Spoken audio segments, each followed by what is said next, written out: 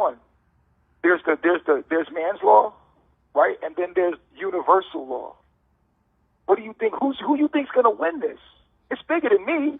Are you fighting me or are you fighting God, nature? Who are you fighting here? Who are you siding with? The same people that hung you to trees? The same people that beat you? You want to be these people so bad at the end of the day. I mean, think about this very deeply.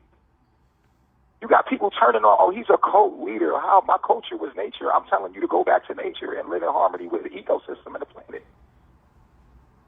If you keep forcing men to be monogamous, you're not mad at the man because he's going to be domesticated. You're mad at God because God made man monogamous. That's how we are. And so you're not mad with us. You're mad with God. You see what I'm saying? All I was doing was being honest about that. You see what I'm saying? So here it is. You know, we're in this fake trial. I'm being lied on by many people, and it is what it is. It is what it is because Christ was lied on. But I want you to watch it very closely. That it's the cult thing for me. It's the cult. Why you keep calling me a cult leader? All of a sudden, I'm a cult leader. You see what I'm saying? Like, why y'all doing that in the news? I'm not getting a fair shot in my press. Your defamation of character. You keep calling me a cult leader, a Legio Bishop, a cult leader. It's enough that you're putting rape on me, as if I needed to rape anybody. For what do I need to rape someone for anyway? If a person doesn't have money, as soon as they get money, what they do? They overspend. They don't know how to spend money. They're overzealous about money. If a person don't have food, as soon as they get food, they're overzealous. I had women.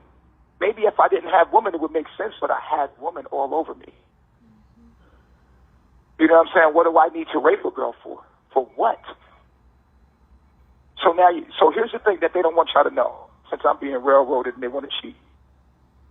The interview that she did with the police, they're hiding that. They played my interview, but they never played her interview. They're scared when it comes to her interview.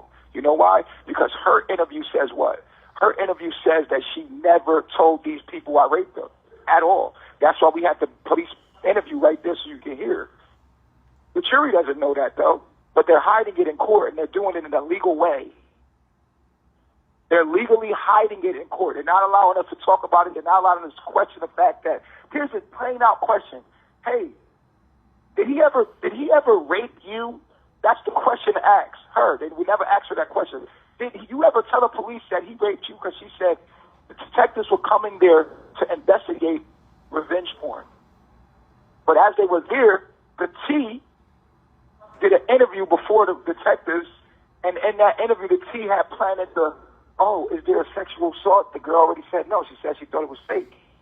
She said, no, but I know he was fake. It felt like he was faking it, which answers the question right there. They won't play that video because that's when the so-called idea of sexual assault was planted. Then they called Natiri. They called her. When they called her, they went all the way to Fayetteville to see her. Then the detectives come out there, and if you listen to the interview, she has no idea about no sexual assault. If you listen to the first interview the second interview with the detectives, if you're listening to the detectives interview, she has no idea about a sexual assault. So she's saying, we made love 4 times. She told them that we made love. And then the detectives go on saying, hey, man, this guy's a bad person. We need to jam him up. We need to put him in prison. That's what we need to do. We need to put him in prison. Without you, we have nothing. We have nothing without you. We need your help. Now, we know you had sex, but did at any time you say no? Now, wait a minute. She just told you what happened when we had sex. We made love. Then she says, her getting the hint, she's like, I don't know what you mean by consent, because now they're coaxing her into saying that he asked her 6 times, was it consensual, just enough to start making her understand where they're going with this. So she's like, oh, yeah, okay, no, I didn't, I said no, and then I said okay, type shit, you know what I'm saying? Like, so then that's when they're like, all right, cool, we got the rape. They was never going to charge me with rape, because they was going to really charge me with rape. They would did a rape kit, they would did all this other stuff, they would have brought a psychologist in, a real expert in. They was never going to give me a rape. They was trying to get me with human trafficking. They thought I was pimping. And that's what they tried, but they couldn't find a way that I was making money off of these girls. So when they couldn't find this was what took them 2 years, because they was trying to find human trafficking, but they couldn't find human trafficking. So they offered to drop the rape, but they still wanted me to do jail time. So y'all just locked me up. Y'all used the rape for a charge enough to come in and investigate me. That's enough to hold me and investigate me, right? So the detectives never planned to use this rape charge at all. Never. What they did was they was like, okay, we're going to use this to investigate deeper, so they get everything, and they start trying to build the case. They're looking for stuff. That's where you see the emails. The girl, the T, right, Chantel Coleman, she's sending them stuff. She's sending them text messages, sending them videos. I mean, they got video after video. They're literally maliciously prosecuting me. They're not looking for the truth. They're looking to plant stuff on me. And this is what they're hiding in court. There's two things that they're hiding in court. They're hiding the real interview where she tells her side of the story in the T interview, because that's when she tells the most authentic story in the T interview. Now, the T took the interview and slipped other little things in the interview so to make people not like me. But the truth is, in that T interview, when she starts talking about what happened that night, you hear the truth. She says stuff like, I didn't want to leave in my heart. Baba would never treat me like this. I wanted to go upstairs. The girls were jealous. She wasn't getting with the girls. And then, boom, she comes upstairs. She says, we make love. And she got sucked back in. Of course, she's talking to a hater, right? So she got to make it seem like, oh, I didn't really, you know what I'm saying? Like, oh, man, you feel me? But then there's no false imprisonment. You had your phone the whole time. I walk out the room. What the hell I need to rape you for? We're all over Twitter having sex. Everybody's seen this. But people are so hell-bent in the entertainment of it, or getting the, you know, people want to see that they have an effect on something from a distance. Like, oh, we got him locked up. Oh my God, this is working. We really got him this far. Like, and they're so excited about being somebody that has some kind of manipulation or some kind of influence to do something to someone that they become intoxicated with that. You know what I mean? And they're like, oh yeah, look at what we're doing. We got him locked up. Yeah. Like, it's like a rush from cause and effect. You know what I'm saying? But what you don't understand is universal law, karma. Things come back to you. You can't cheat. So now they got the detectives who want black men locked up anyway, who are prejudiced anyway. They know they can get convictions. They're looking for this. The detectives like, yeah, we've been following him for a minute. They told me in the interview they don't even know me before then. But in her interview, they're like, oh yeah, we've been following this Nature Boy for a minute. We've been trying to get him for a while. Without you, we have nothing. We need you. She was only there for revenge porn. They done coaxed this girl into a sexual assault so they can get something big enough to take me down. If you listen to the interview very closely, she tells you exactly what happens in the interview. In the beginning, we're going to post a video that they will not let you listen to in court. Straight up, she tells you, you're not about to Rashad Jamal me, my nigga. You know what you're not about to do is Malachi Z. York me. You see, this is why I never let kids around me. Y'all used to get mad. I ain't never want to have no kids around me. Why? Because this is what they do. This is what they do. And then it's like, come on now. So here's where the evidence is. Here's where the evidence lies of my innocence. Listen to the T's interview about when she starts talking about, we're going to post it. The interview where she tells her side of the story about what happened that night. Right there. I'm going to tell you why I left. We're going to post it for you so you can hear the original without a whole bunch of stuff edited out and stuff. No, we're going to show you exactly what she says because it's innocent and it's straight up before anybody got into her head. Then you hear the T says, do you think that that's sexual coercion or a step below sexual assault coercion? Or she says, no, but I don't think it was love because it felt fake. Now, how do you fake a rape? Right? How do you fake a rape? That right there exonerates me right there. Boom. She said, oh, we fake a rape. Okay, cool. So she's like, oh, he only thought I wanted dick and I wanted love. Natiri, how we going to love you when you kept shitting on me? We let you back in, right, so that you can work your way back to being trusted again. How you expect me to fall in love and be in love with you and stuff when you went on TKO and did a whole damn PK and you know what I'm saying, and embarrassed me, and I let you back. Yeah, but damn, you think you're supposed to hop back in and everybody supposed to be in love with you? No, it takes time, homie. So if you wanted to do all that things that you did to get attention so that you can come back and get some dick from me, you see what I'm saying? And then when we had sex, it didn't feel good enough for you. I didn't make love to you the way I make love to Malia. Malia Arata, that shows. Right now, she could be crazy as she wants. She ain't going to no damn cops telling lies on me because she can't get her way. She's a rider. You see what I'm saying? And you think y'all so weird because I told you live in the internet world with weirdos. The streets is watching. God's people is watching. God's people is with me. Like it's a whole bunch of people with me. You understand? That see the lie, that see the deceit. The streets is with me. You feel they looking at it like, damn, that shit fucked up. We see what they're doing. Nature's with me. Because it's an act of nature for you to test positive for COVID. So no matter what laws you're using to cheat, nature's with me. God is with me. The divine feminine is with me. The divine is with me. I got ancestors with me, riding with me. I'm not these other dudes. You're not about to do this to me, no. So then you look at the interviews and you look at what's going on and you see like, oh, they're not playing that police interview.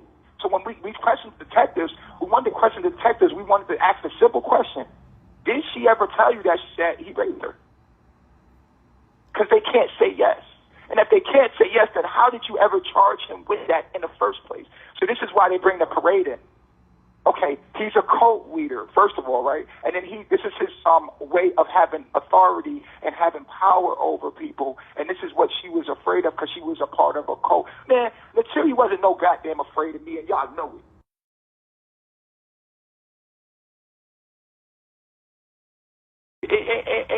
And ain't no way, no, because they cheating anyway. Y'all gonna do what y'all doing to me anyway, right? They say my name all in the news. They call me a cult leader that disrespected my name, that disrespected me, that's defamation of character. No one's doing anything about it. But they protected the judge from it being public that she caught COVID. And she came into work putting my life in danger. She's cheating during the court, not allowing them to show the interview of her. Show the interview. They played my interview, but play her interview with the police and you'll realize she never said I raped her, ever. So how do you charge me with something that she never said I did? Well, sometimes victims don't. This is why they got the domestic violence lady. But the domestic violence expert was supposed to be there the first 24 hours, 48 hours and talk to them. She ain't never talked to her. She never talked to no victim. She never talked to nobody. She didn't even talk to me. The expert, all they're using these experts is to look at the video evidence that the DA has. That's all that they're doing. They're looking at the DA and they're making an opinion upon that. Okay, if I'm a cult leader expert and I'm looking at the videos that you give me and I see these 6, 7, 8 videos that you're showing me, I'll be like, oh yeah, this is a sign of a destructive cult leader. Yeah, that's my opinion. And then they go to court and they start giving education in the court about what a cult leader is, just confusing the jury. So this is how you get railroaded. This is how they blind them. Because it's not like you did a real assessment on me. You know what I'm saying? A lot of the stuff, like, you got to understand, like, I was playing a role. We was doing stuff for clout. We was acting. We was shooting a documentary. This stuff was acting. You see what I'm saying? But it's all good, though. Because at the end of the day, I'm like, all right, so when we look at the so-called witnesses that they let in, the 3 witnesses that they let in, that had nothing to do with nothing that night at all. Of course you know my baby mom hates me. She's all over the line hating me. So you're going to bring her in as a witness to lie on me? And then at the end of the day, like, how am I supposed to defend myself to all 3 of these other people that you just brought in? It was only just about one person. Now you just brought 3 other people in. You're trying to R. Kelly me. Oh, yeah, the Me Too crowd comes in and they're like, oh, yeah, well, he did this to me on 2018 and there's no evidence of it, but he did it. How can I defend myself? I'm already trying to defend myself from this lie, the first lie. Okay, now you throw 3 other people in there that lying on me that just hearsay, and it just, see what I'm saying? Like, so now you're confusing the jury, like, wow, this guy's a bad person. Then you say in court, don't go home and research this person and know that knowing that there's all kind of bad stuff online. When they was picking a jury, the jury said, well, shit, I seen him on TV already. I seen him on the news already. So I'm already seeing him on the news. You know what I'm saying? So, yeah, because you played me on the news. And then you tell people, don't go home. You keep telling the people in the juries in the court, remember, don't go home and research him. Don't go home and go on YouTube and go on Instagram. Don't go on there. Okay? This is what the judge is telling these people. I'm like, wow, like, what well, why you keep reminding these people not to do that? That's exactly what they're going to go do. So the jury goes home, and what do? They probably did that. Now they have a biased opinion about me. They come back. You see what I'm saying? And so now you get a guilty jury. You get a jury that's biased already, so I don't get a fair shot at a trial. But guess what happens? Guess what happens? Nature calls. Nature calls. And for all the people, shout out to I heard an interview by what's his name? Rambo. I call him Rambo. I don't know his other name. Rambo did an interview, and he made an unbiased opinion and gave an unbiased opinion of it. You see what I'm saying? Because they know most of the violence was because people was fighting each other. I was the one that orchestrated them to wrestle. I orchestrated boxing matches with boxing gloves on. I orchestrated wrestling matches. You've seen that I did that to work our problems out. I was doing real nigga moments where we sat in a circle and Dr. Bishop came and talked about our issues because people kept fighting. I was the one regulating everything to make sure people would stop fighting because it was a reality TV show in my house. Anytime you put a group of people, of females and males together, there's going to be drama. So at the end of the day, what did I do? It's a real nigga moment. Hey, can't hold it in. I gotta talk about it. It's a real nigga moment. Remember? You remember that? Real nigga moments? What was real niggas moments about? Real niggas moments is about what? Us talking our issues out. Whatever issues I let you in, I said, here's the issue that's going on behind the scenes, right? Everything was recorded. That's what real nigga moments was. So it is what it is. Y'all know the truth. I'm going to end it right here, man. And Dr. Bishop as well. Stand by.